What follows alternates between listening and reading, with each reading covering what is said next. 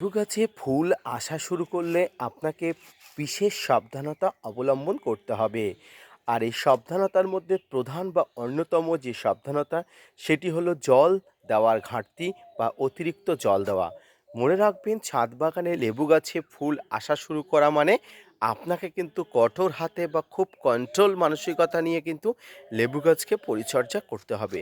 গাছে ফুল এসে গেছে মানে জলকষ্ট একদমই দেওয়া যাবে না। ঠিক তেমনি অতিরিক্ত জল অর্থাৎ টবের পাত্র ভরিয়ে কাদা কাদা করে জল কিন্তু দেওয়া যাবে না। অর্থাৎ লিমিটেড জল কিন্তু আপনাকে দিতে হবে।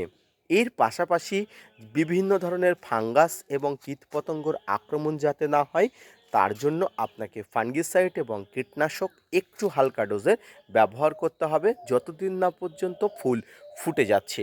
এর পাশাপাশি মাইক্রোনিউট্রিয়েন্ট বা অনুখাদ্য এবং পটাশ সারের অভাব পূরণ করার জন্য আপনাকে মাইক্রোনিউট্রিয়েন্ট বা পটাশ সার মাঝে মাঝে ব্যবহার করতে হবে। মনে রাখবেন, সর্বোপরি ছাদ বাগানের লেবু গাছকে সূর্যের আলোর মধ্যে রাখতে হবে এবং গাছের গোড়াতে থেকে শুরু করে গাছের পাতাতে কোনো প্রকার কিন্তু অভাব বা নিউট্রিশনের অভাব কিন্তু রাখবেন না।